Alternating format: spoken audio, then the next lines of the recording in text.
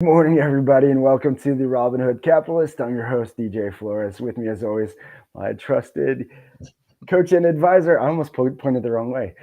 Coach and advisor is back. Coach Stacey V. Say hello, Coach. Hello, hello, hello. It's how good to was be the back. How was the trip, man? Let's get into that before we even break down this amazing episode on Tuesday with Matt. Man, it was absolutely incredible. And I feel like we did a lot of good, which makes it even better. Yes. We carried the team of two doctors, three nurses. That allowed us to have a couple of different triage stations, and one nurse was dedicated to the pharmacy. We had carried, we were pushing 100,000 different types of medicines that we carried with us as far as pills go. So like the first day, Oh wow. you spend a half a day just counting and sorting all the ones and putting them into dose size bags and getting ready and just setting up. But we were able to treat, over 300 people. And my wife and daughter had set up a lot with the kids, and we had partnered with the church there. So we had kids programs going on, and the ladies at another church had made all these beautiful homemade dresses for the little girls and shorts for the little boys. And we had so many donations. We had 209, I think it turned out to be, bags giveaway for kids with some things that were like toys, but then other things that are really neat, things for dental care and hygiene and things like that. And then about that same number of packages for adults, for the people that were coming in through the clinic. And I don't know how many hundred reading glasses we went through. We did a reading glass program too for people that needed help with their eyesight. And so it was awesome. We set up in a church in one town. We set up in a partner. It's kind of a church. They call it a preaching point. It's not big enough to be considered a self-sufficient church, but we set up in that town. They have a program where they feed people in the town that are needy. And so we got to help serve the folks that were just coming for a meal, and they served us repeatedly. I mean, the ladies in this community fed us home cooked meals 3 times a day. It was like the greatest food I've ever eaten in my life. Including on the 4th of July, we were there. They kept asking, what do you guys do for your Independence Day? How do you celebrate? And so we were talking about family and cookouts and everything.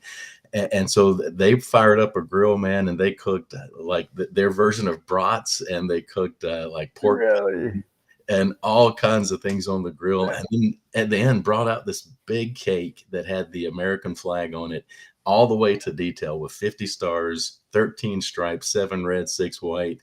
Around the edge was the Romanian flag with a bow tying it together. And they just walked in and in Romanian sang their version of Happy Birthday to America. And we just Oh my goodness, that's amazing. It was just incredible, man. It was a life-changing experience to go get to do something like that. It was cool. One of the days, we were talking a little bit before, but one of the days, I was able to split off with one of the doctors and one of the nurses, and we actually went and set up in a little village in this wonderful lady's home, because there were people in that village that couldn't get to us with mobility issues and other things. And she was so thankful to have us there and just so welcoming to us as we set up tables and things and moved her chairs around. And I felt so bad at what we were doing to her home. But she was just the most thankful, and she kept bringing out snacks and juices. Everywhere I went, people were feeding me. But so they like to feed you down in Romania, is what you're saying, right? It was just wonderful. But it was 1989 when they overthrew the communists in that country, and you can still feel the just the lingering effects, I should say, from communism. And even talking to her and telling her that how beautiful her home was, she just went right into how when she and her husband built it, they wanted something bigger, but it wasn't allowed, because they just weren't allowed to do things like that at the time. And the stories of the oppression of the people in the church. And I mean, the church that we were in 1989 was literally burned to the ground by the communists because and charges trumped up against the people, and they were imprisoned. And so you still feel the effects of what communism really is all about. Really? 30 plus years later still, huh? 30 plus years later, you still feel it. And I had the chance to talk leadership and business with a group of young people, college and high school age people. And one of the guy that was translating for me was just telling me how difficult it is, because he's tried to start business there. And, like a lot of countries that went from communism to freedom almost overnight, a lot of crime syndicates and things popped up. And so one of the things they wanted me to talk about was how can you have good moral Christian values? Because I am a Christian. I know this goes out to people who may not be. But how do you maintain good Christian values in business? Because it's hard for them to see that that's a possibility in some of the areas where those kids are going. And so it's still very visible everywhere you go. As a matter of fact, the group we went with, the first time they took a group to Romania was 1995, and they went into the town where this time we set up with in the smaller area where we set up with all of our doctors. We set up in a park, and we were just openly worshiping and serving and doing the things that we should do. The first time they took a team to that park, they were actually literally arrested for going out and really for helping serve the people for two reasons. Number one was the message, but of course, even more importantly was the fact that they were serving the Roma people, which they call gypsies. It's a very segregated society, more so then, and we know how difficult that can be. So that they were actually arrested for serving the community. Now the townspeople and the mayors and folks are on board because they see the good that's being done with them feeding people on a weekly basis. They're feeding the hungry. They're serving the needy.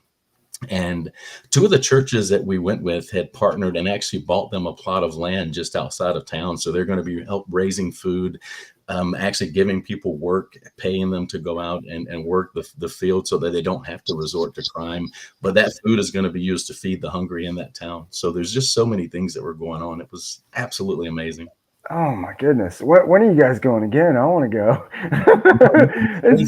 It sounds amazing. Stay tuned. After we talked about the business part, we talked about going back for a men's conference for business for a few days, and so we're kind of saying our prayers and thinking on how that would look. But I'm hoping to go back for that. And the group that we went with RAM, Romanian American Missions, the team that I was with, they normally go once every other year, so it's normally a once every other year thing. No kidding. So for y'all that didn't know or didn't see any previous episodes and you're catching this now, Coach went on a mission with RAM. Shout out to RAM. Romanian American Missions is what you call. Yep. And obviously did an amazing mission and changed some lives. And like me and Matt said on the show Tuesday, that's what we're all about here at Loyalty Brands. Obviously, Coach. Same thing. It's all about having fun and changing lives. And it sounds like it was an amazing journey. Yeah, when you do something like that, you feel almost a little guilty because I feel like I brought back a whole lot more than I took with me because it's just that fulfilling to go and spend time with great people like that. I love it. Well, guys, if you don't know, we're deep here. We're always going to go deep no matter what. And Coach, you're right. I think Simon Sinek says it best. I think it was Simon who said, giving is actually an act of selfishness because what you get from giving is way more than what you actually give. And the fulfillment and the feeling that you get is always more. So just give, y'all. Well, let's get the show started. I do want to break down and get into some videos. I do have some videos, some highlights to kind of show Coach to break down of some things we talked about on Tuesday with Matt. So let's get into it. What do you think? Let's go. All right.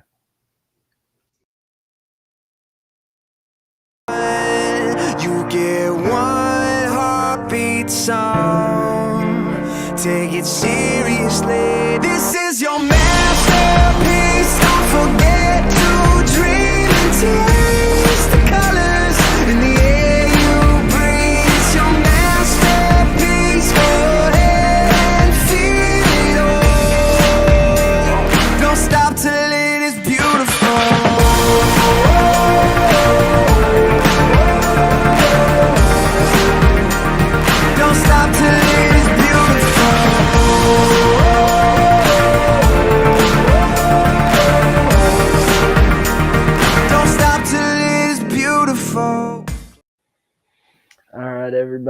Again, welcome to the Robinhood Capitalist. This is our Thursday recap, just breaking down kind of what we went over on Tuesday with our special guest and part of the loyalty brands group here, and one of our brands, the Inspection Boys. And if you didn't catch it, this is what you're looking for. So be on the lookout in your area. Be on the lookout for opportunities. But the Inspection Boys is an amazing franchise opportunity. We have opportunities all over. So be sure to reach out to Matt or myself.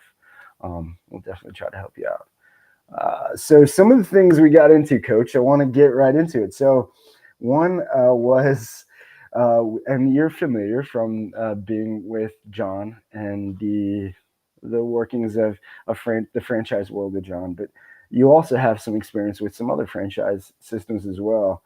And so one of the things we did get into was what are the different options for buying a franchise? What are the responsibilities of an area rep or an AR compared to a location owner operator?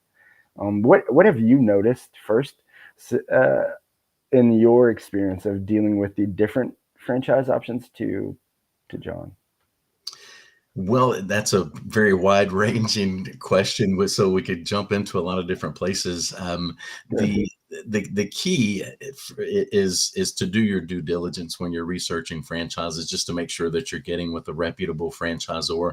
There's so many concepts that are being franchised, and even if it's not like a franchise, they might have a business licensing arrangement or something like that you would get into. But just do your due diligence and make sure. So whether that means you use a franchise, a consultant rep like my buddy Andy Banker at FranChoice that I used, or whether you do the research on your own, just spend time. And when you get names of franchisees to talk to the franchisees, understanding that they're not going to give you the names of the bad ones to talk to. So ask the probing questions and make sure that you listen to what they say, because you can gain a lot of insight. And when you're talking to the successful franchisees, when you're trying to make the decision, try not to ask the questions that are, I don't want to call them meaningless, but I get a lot of questions, and used to get a lot of questions about office setup and where do I put a filing cabinet and things like that. When you're talking to these successful franchisees and you're trying to make this decision, try to get in their head just a little bit. How are they thinking? What did they go through to make their decision?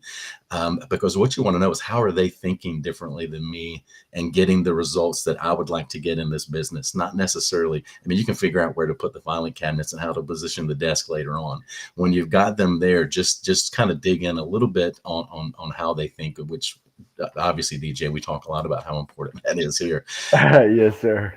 But spend time, do the due diligence, and then just find out what kind of support and training that you're going to get going in, because that is really important. And the AR, sometimes it might be called an AD, but it's an area rep, area developer. That is someone from the franchisor who is specifically there to give you support in the franchise system. So just like any other subset of humanity, there's some really great ones, and there's some that probably aren't that great at all, right? That's just how humans are. But what they should do is guide you through how to make the most out of the system that you've joined. So they'll give you the tips, the tricks, the things that like John will have his top 10 things that you should do to be successful in a brand. They'll just help coach you through those things. Now, a lot of times what they're kind of coaching you through is going to be the system. So they know that system for that particular franchise very well, but they may not be as versed in the actual business part of running a business. And so a lot of times when I'm working with franchisees, I don't have to know a lot about the system to help them, because what I'm helping them with is about just the business part of owning a business, because it can be two different things. So the AR is really going to be there to kind of guide you through the process of navigating that system and getting the most out of it. Now there's a couple of different types of ARs too. Like a lot of franchisors will have one that is an investment opportunity. So maybe you are a franchisee and you want to grow and expand. investing in an area where you have multiple territories that you're going to be responsible for developing and selling and then coaching the franchisees that you bring in. That's an investment opportunity. And franchisors also have a corporate position for people that are paid by corporate to support the franchisees, where there's not someone who is invested in that particular area yet. So when I tend to prefer emerging brands. When I had my most fun at Liberty is when we were in the high growth mode, and that was when I was an AR. We called them an AD at Liberty, and it was a lot of fun. We grew my territory. I had 55 different territories within my area. When I started, we had a handful of stores. When we sold it, and it was a nice 7 figures exit we had over 50 operating stores, I think it was. So it was fun. A lot of time, not as much time on the ground as you might think, just because in the world that we live in now, you can pretty much anywhere. Hop on a video call if you need to see somebody in person. Yeah. So you can provide really good support from wherever you happen to be, even Romania mission field. You could still but yeah, so that's kind of how these things are set up. Do the due diligence on the front side. When you're assigned your area developer, use them, because one of the problems I would have as an area developer, it's kind of a no leverage leadership position, because you're trying to lead franchisees who are very independent. Yeah. And the reason they got into the business is to run the business themselves the way they want to run the business. And that there's these 10 things that you really should do very well if you want to succeed. And so as an AR, it can be very frustrating trying to bring but try to suspend that piece of you that's telling you, because you look at this thing and you're like, well, 5 of those people just told me that this is what I should really do, but I don't think I'm going to do that one. You got to stop. You got to stop that and just follow the system. When I see a franchisee that's struggling, normally it comes down to poor leadership on their part. Financial planning is a part of that, because that's a big part of any business that can't make it. Poor financial planning. But I see poor leadership. I see poor hiring and developing their team, and then they just don't follow the system that they're in. Big. And so I love you, man. You went into so much. We really could just do the rest of this episode on just what you talked about. But some of the things Matt did really, you just echoed what Matt really talked about on the show, was system. He very big on just follow the system. And I think that's where, and John is big on bringing that up. That's most of the time people's failure is they are instantly try to just change the system. Like I think the first goal is master the system. For me, it's master, perfect it, master it, where you know it inside and out, and then tweak what you want at that point. But master the system first. It's there for a reason. It works, and I think and that was Matt's big kind of push, and he clearly from the CEO, the Zor role, he's dealing with that frustration of franchisees just not following the system. Follow the system. It's there. That's the benefit of getting involved with a franchise. And then you talked on something. And on that line, DJ, we all get really stubborn. And if you talk to your AR, when you start to realize, hey, I really might have a problem here, let me just go ahead and talk to him. What most of us do is we kind of get defensive and we clam up. And a lot of times, by the time I would find out that there was a problem, it was a really, really big problem that was really hard to solve. Where if we would just continue that open communication and have meaningful conversations on a regular basis, those problems wouldn't get so big. So, whichever franchise you join, keep that line of communication going, and don't be afraid to say, DJ, I need help. Yes. Because that's what you're paying them to do. You definitely must have watched the Tuesday's episode, because that was a big thing we talked about on the show. And Matt, one of the videos I actually shared on LinkedIn and cut, but was Matt really harped on that. It's the pride, it's ego getting in the way, that you feel like you don't want to ask questions because you don't want to sound dumb. Well, you're going to sound even more dumb if you don't ask, and you get into those big problems. And that's, I'm guilty of it. We all are guilty of it at some point. Same here. We get like, I don't want to sound like an idiot. I don't want to ask that.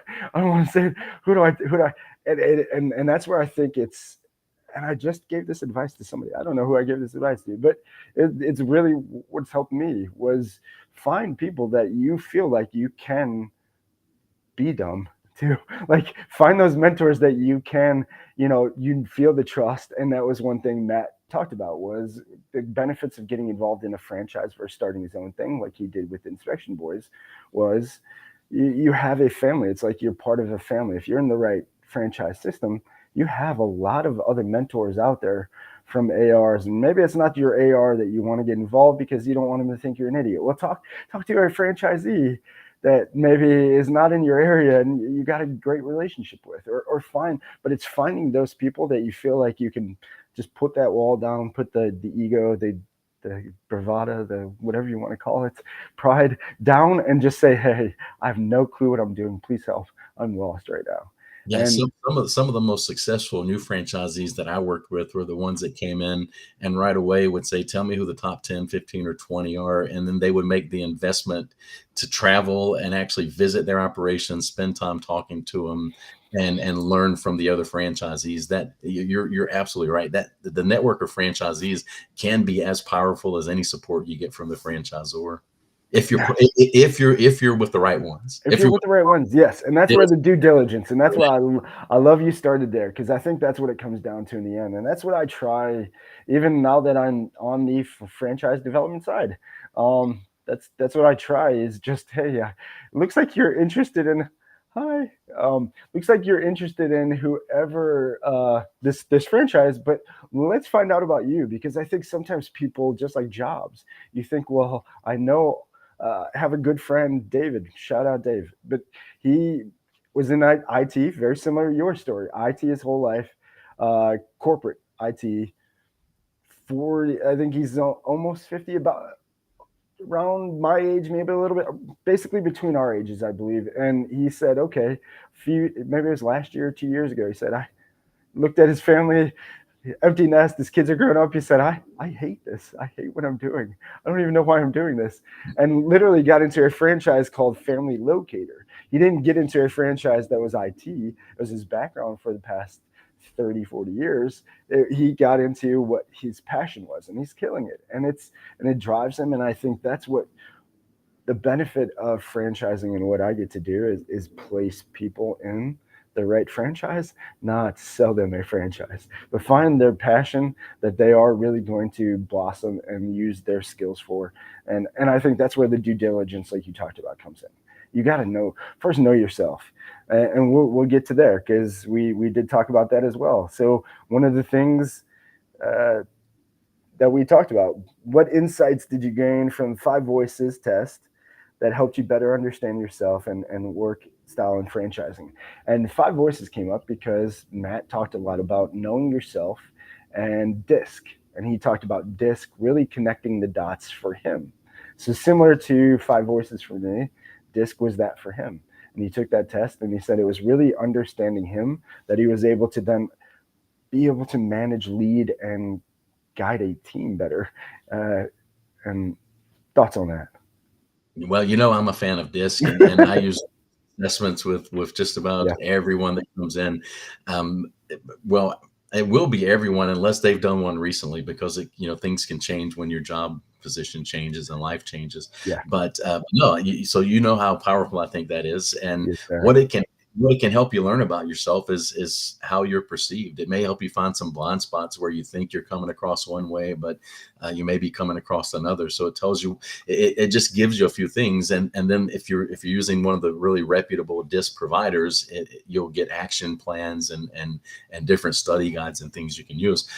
But the great thing that it does as well is you start to notice others. And so it's knowing yourself, knowing what they are, and then adapting so that you can connect a little better with that person. So it's very powerful, and probably, this is my opinion, so this isn't a fact, but it feels to me like it's a very underutilized resource that people could be using to get to know themselves and others better. I agree. And I think you nailed it on the head with, you really can't get to know other people until you truly know yourself. Like you you can guess, but I mean, it could be, there's a lot of woo woo but it could be other things, just yourself, reflecting to other people in a bad way, because there's something that you have to work on yourself.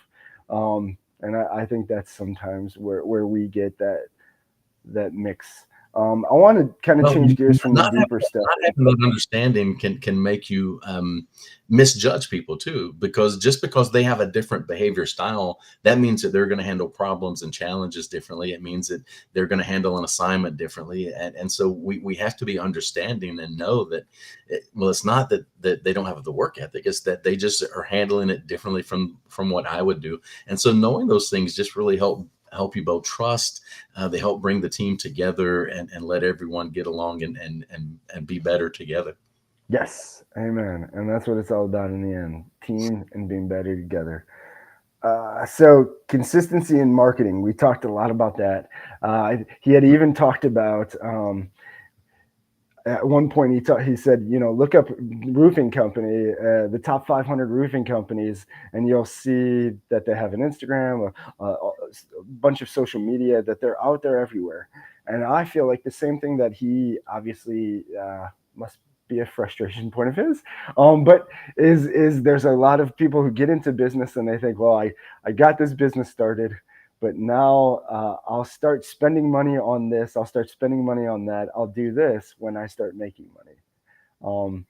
I'm gonna share the video because I actually did pull this, and then we'll get into this, because I'm curious as to how many times you're seeing this in clients that you might be first working with. I mean, first, I definitely listened to a lot of books. I did have a job where I could, what happens in franchising or in business is everybody wants to make money, then spend money. It's once I start making money, I'll start advertising. I went into it like, hey, this business has really no overhead. Besides a computer program, I could work from anywhere. It was on my mobile phone. I had a computer at home. So there was no overhead unless I was paying for it. So my thing was like, well, if I want to get busy and learn the business, I'm going to spend money. And I went out and I spent money. I did advertising. I learned. I made mistakes. And, it was actually around 2016 that I realized that franchising was an option. After I made every single mistake in 2015, I paid this person, I paid that person, and nothing worked.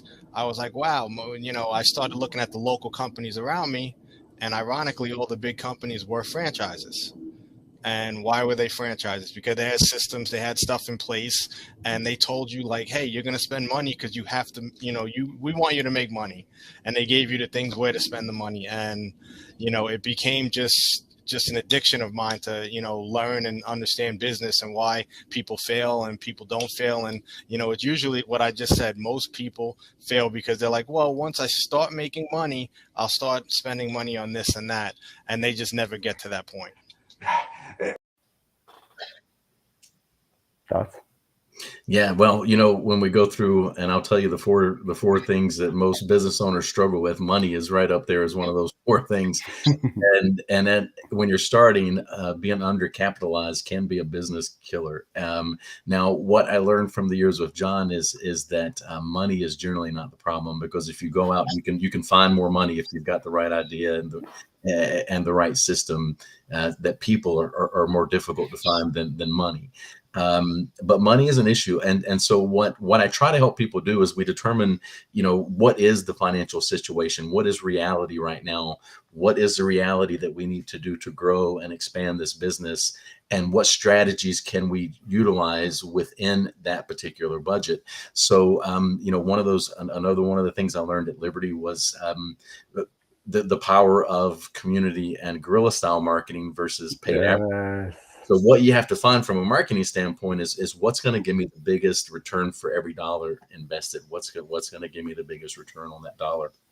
And for us, for all those years, it was so much cheaper to do the guerrilla marketing, and so much more effective, which is what was great for us. And a lot of people, one of the questions we would always ask would be, now let's say that we could run one. Back then it was TV. Let's say we could run one TV ad and you could get all the customers you wanted. Would that be a good thing? And everybody would immediately say, yeah, but that wouldn't be a good thing, because whoever had more money than you could run more ads and they would always win. So the is you can find a strategy within your budget that is the David versus Goliath strategy, where you go in and do something different than what's being done, and you can slay the 800-pound gorilla or the giant in your industry with a limited budget. So it's I think a few years ago, from a social media standpoint, it was probably easier because it's so crowded and so noisy on social media right now. But obviously there's still some places in social media that are great, but man, why not just start right close to home and become a business that doesn't just happen to have an address within a community? Try to become a vital part of that community and get to know people and become a place that people want to be a part of. That'll help you build that name recognition and grow the business as much as anything. That is amazing advice, and I agree. Especially with our brands here and most franchises. I mean, they are local, they are community. Your franchise is based that way, so why would you not? And that's one thing. Yeah, with what we do and John's techniques, it's community and tying into the community is big. It does take an investment to make money. So we know that money is an issue. Yes. But what we have to figure out is, how much do we have? How much can we get if we bring in partners or other options? What do we have? What is my current reality? And then we'll strategize from that to do the absolute best we can. Now, one of the things he did talk about, specifically the home inspection industry for his brand, is that what are some challenges in motivating and engaging employees that you've seen with people you've worked with? We did talk a little bit about that, and then how can the leaders or owners address these challenges to keeping their team motivated? So you want to know what's kind of funny? And back in that talk I was given in Romania, and the translator that was with me, they're having the exact same problems. They're struggling to find people that want to work, that'll show up on time.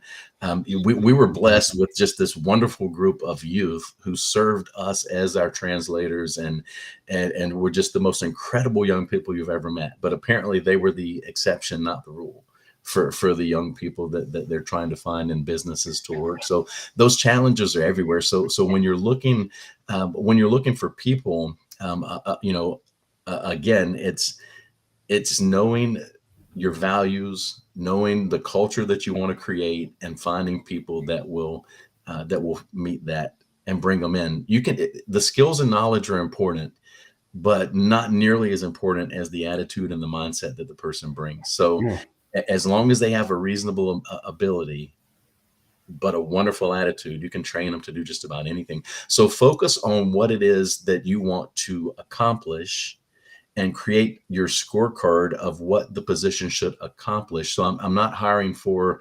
a receptionist. I'm not hiring for a salesperson. I'm hiring for someone that gets these types of results. And I know the type of person I'm looking for because I've done my due diligence, and I'm not looking for just anybody. I'm looking for a DJ. And when I find somebody that seems and comes across to me that just like DJ, I know I'm onto something, and I'm going to do my best to bring them in. And it's a process, and it's not easy. No. It's not easy at all. No. I don't want to sit here and say that it's easy, but you can make it more simple if you'll just follow a few steps of planning and understanding who it is you're looking for, and who you are, and who you want your team to be. I love that. All right, last clip we're going to get into, because we are running up on time. Do have a little clip I'm going to share here from our episode on Tuesday, and then we'll really just finish our Thursday recap with this, if that's good. What happened was Loyalty Brands has a convention every year. We joined Loyalty Brands, 2019, 2020. And the first year, I don't come from a corporate background. So I've never been to a convention. I've never been to anything. I don't know about like the hierarchy, CEO, all of that type of stuff, but I was really excited about coming to a corporate convention. Yes, We sir. went down there, and it was, it was an interesting thing because, we're one brand, and we're the CEO of a brand, but we're meeting all of these people from other brands. And I met people that were, ARs for a past, Jackson Hewitt, Liberty Tax. I met people that, left those and were coming over to A-Tax. I met people that were, just knew John, and a lot of them were very successful. They all had a lot of money, or not all, but some. And they were just, there. And I'm the type of person that I just take notes mentally.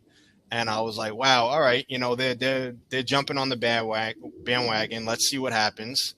And then a year later, when we went back to the convention, there was more people there. It was them plus a whole lot more. And that to me was like the selling point. I'm like, you know what? I got to jump on the bandwagon. Like, these people aren't here, because they like John that much. There's something that they keep coming back. And there's a reason why more and more people keep coming.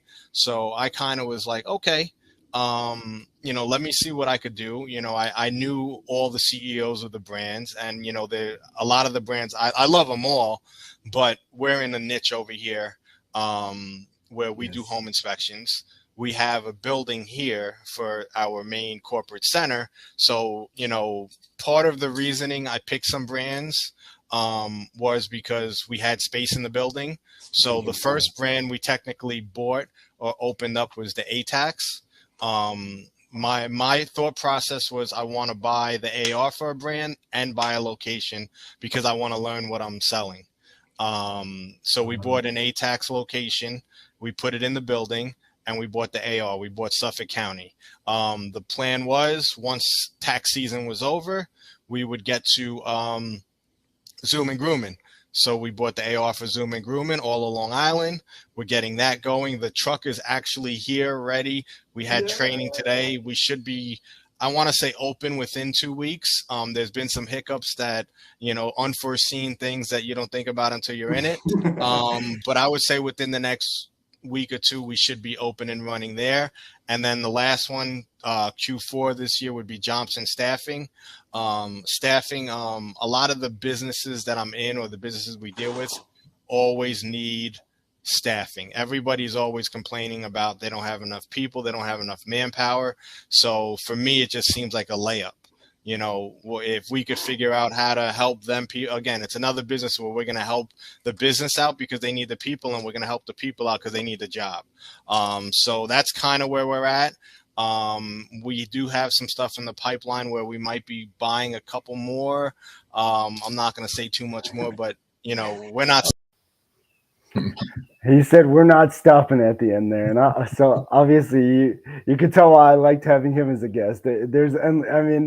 He's just stacking on, and he's endless like me. So he's a big picture dreamer like myself. So it was exciting to just hear that journey. But to kind of piggyback on what he said, my first few jobs were corporate America, and then after that, it was a lot of just small mom and pops who were franchisees of either authorized dealers of cell phones or windows or siding or doors or something like that.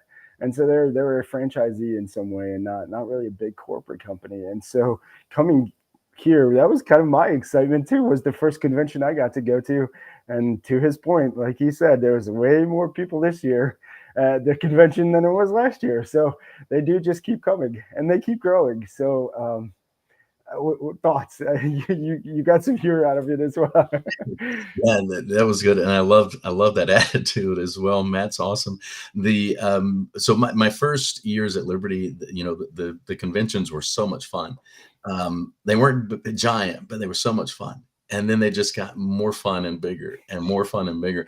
And I think the biggest one, as far as attendance, we had over 2,000 people when you were there in Virginia Beach. It was just incredible. So I love conventions. I always had a part. John would always let me have a part on stage, whatever it was. And so it was just so much fun. But the whole idea of he said, you said you had been in corporate. Mine was a little different. My story's a little different. I had a startup company that I started working with right out of college. It was an IT company in a very small town, and it was like a lot of startups. It was a lot of promises. It wasn't a lot of money. There was, not a lot of benefits, but I was having the time of my life. I loved the people. I was traveling. I went to Australia and was doing a sales and training in Australia, and just having the time of my life. But there was no money, and pitiful benefits and all that sort of thing. And so I had people that I'd been in school with giving me that pressure of, man, they're using you. You're you're getting taken for a ride. You need to do something different. And so I quit and went to something that was more money and completely more miserable. It was not where I was supposed to be at all. It was terrible. And within a year of leaving the company that I loved, it sold, and everybody that was there that started when I started got big buyouts and all kinds of things. I didn't get any of that, so that was a big piece. But when I finally came around and was searching for something else, and when I found Liberty, what I was really looking for was something that gave me that feel of excitement from that startup feeling.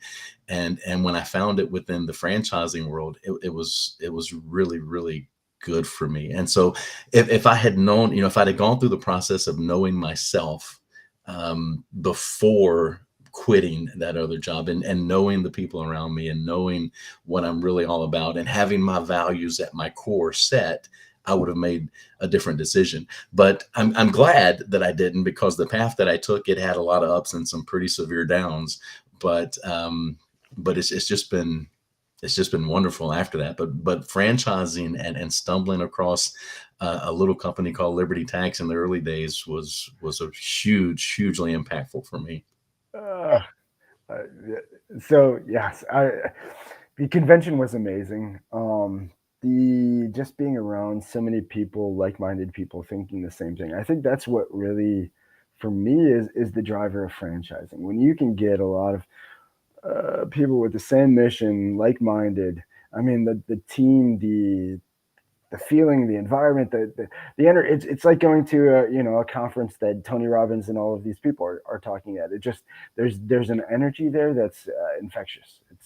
Yeah, with the Maxwell leadership team, we call it the Maxwell DNA. Once that DNA is in, and you get the like minds together, it's nothing but power and good comes from that, and so it's that same thing. But as a company, as a leader in your company, so whether you're a franchisee or a franchisor, you have to set the course as a leader as to what that DNA really is, and then surrounding yourself with people that match that DNA for it to really come together and provide something truly special. I agree completely. I think that's where leadership just needs to take that into who they're bringing in too. I mean, you have to be very, I think, at least for me, again, Alex Hormozy tip, Mosey Nation, shout out. But really, he created this mentality, and I forget where he got the idea, but the three non-negotiables. And so I have three non-negotiables, so like he does. I created three, and that's for everybody, whether it's a customer, whether it's a potential new franchisee, whether it's a friend, real close in my inner circle. I mean, there's three things that if they don't check off every single one, and it can't be a question mark, but if they don't check it off, like there's just you gotta be specific with who you're looking for and who you want on your team, because that's it is so hard, because when you have somebody that's willing to say yes, and you're just, you need somebody, it's so easy to violate that principle and go with the wrong person, and it's just not going to work out. And you're going to go through the same process 6, 12, 24 months later, but at some point it's going to blow up on you. Yes, listen, 25 years in sales, I can guarantee to everybody, it is that customer that you thought, oh, I shouldn't sell to this person, and you made the sale anyways because you felt desperate. You had the commission breath, you got whatever, and you're like, I need to do this, and it bit you in the butt for a long, long time after that. That's exactly what it is, and that's once I figured out, like, okay, if they're not clearly checking off these three, like, forget, like, I'll listen to you. I'll be respectful. I'm going to talk, but like, whoop, I completely shut off. Well, thank you for this. I know you're still on your road trek back to home. Yes. So Four more hours to go, so almost there. You're not officially home yet, so thank you for joining me this morning and really recapping this. Guys, again, if you found anything informational, educational, or entertaining, please like and subscribe down below. We are on LinkedIn, YouTube. Check out our YouTube channel, Robinhood Capitalists. I have to give you a little info on that. So talk to a younger kid, shout out Hunter, if you end up catching this, but younger kid looking into the Inspection Boys franchise. And he said, when I was looking up franchising, I went on YouTube and just typed in franchising, and I watched a few of your shows, and I was like, what? No way. Well, thank you. So we are getting out there, Coach. A few more months ago. So look, if you can't find us looking up the Robinhood Capitalist, which you should be able to, just look up franchising. Supposedly we show up at one of the first. But again, we really just are out here trying to help. Our mission, like I've stated, and I'll state over and over again until I'm blue in the face, is we want to help families create their heaven on earth. And I believe that the heaven on earth is doing what you love with who you love and having financial harmony. Not millions of dollars, whatever that financial harmony number is for you. You don't have to be like Matt buying 5 ARs and all of these things and doing these big things. Maybe your number is different, but that's where me and Coach can help you find what that harmony number is for you and your family, and find the right franchise, find the right business, and get you going in the right direction. And that way you don't hate Mondays and you're not sick on Sundays, because that is the biggest thing you don't want. Coach, any last words, and then we are going to wrap up.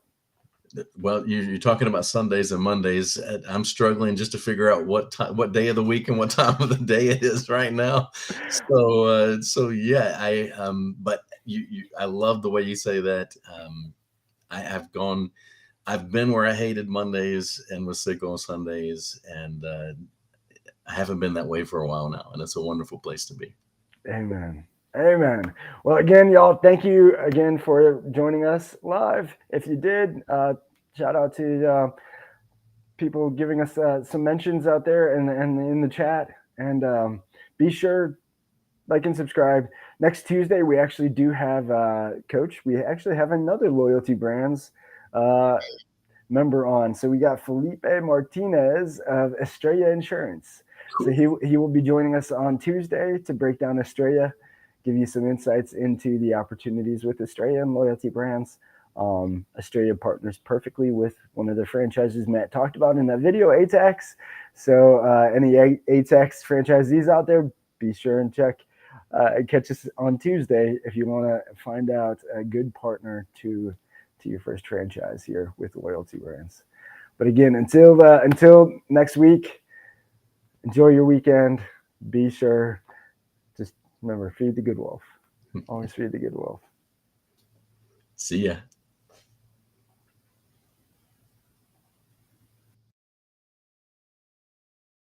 I'm always on the red eye. This time around, it's not even about getting paid.